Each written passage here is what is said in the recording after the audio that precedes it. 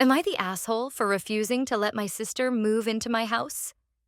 My name is Sarah, and I live in a modest 3-bedroom house that I inherited from my grandmother a few years ago.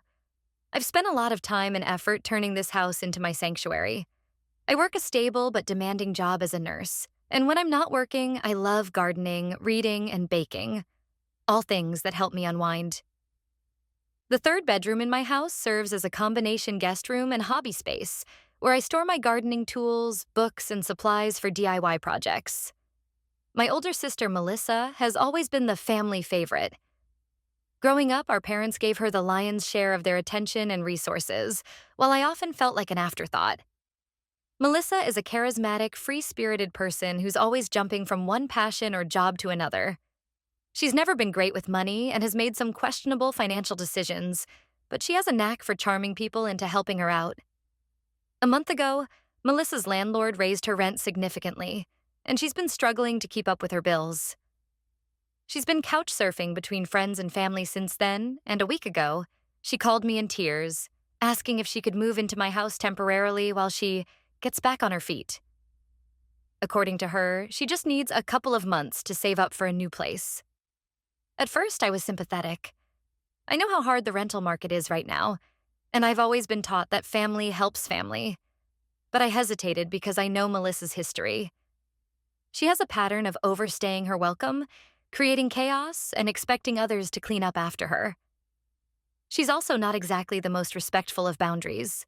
When I asked Melissa about her plan for finding a new place, she got defensive and accused me of being unbelieving and lack of compassion. She assured me she'd be out within 2 months and said I was her last hope. I reluctantly agreed, but with conditions. 1. She had to contribute to household expenses. 2. She needed to have a job, or actively be looking for one. And 3. She would need to follow a clear timeline for moving out. She agreed. Sort of. Her tone was dismissive, and she made a sarcastic comment about me, treating her like a tenant instead of my sister. Melissa moved in last week, and things went downhill almost immediately. She's taken over the guest room and completely ignored the fact that it's also my hobby space. My gardening tools and books are now stacked haphazardly in the hallway. She brought more stuff than she said she would and has cluttered the living room with boxes. She's also been eating the meals I've prepped for work without asking, leaving dirty dishes in the sink and letting her laundry pile up. When I confronted her about the mess, she rolled her eyes and said, "You're so uptight, Sarah. Relax. This is my home now, too." That comment hit a nerve because it's not her home. It's mine, and she's a guest. The final straw came yesterday when I came home from a 12-hour shift to find that Melissa had thrown a small party. There were beer cans and pizza boxes everywhere, and one of her friends was passed out on my couch. When I asked her why she thought that was okay, she laughed and said, "You were at work and I was bored. Don't be such a buzzkill." I told her she had 2 weeks to find another place to stay. Melissa flipped out, calling me heartless and selfish. She accused me of abandoning her in her time of need and said I was prioritizing my stupid plants and books over family. She stormed out and called our parents, who are now pressuring me to let her stay.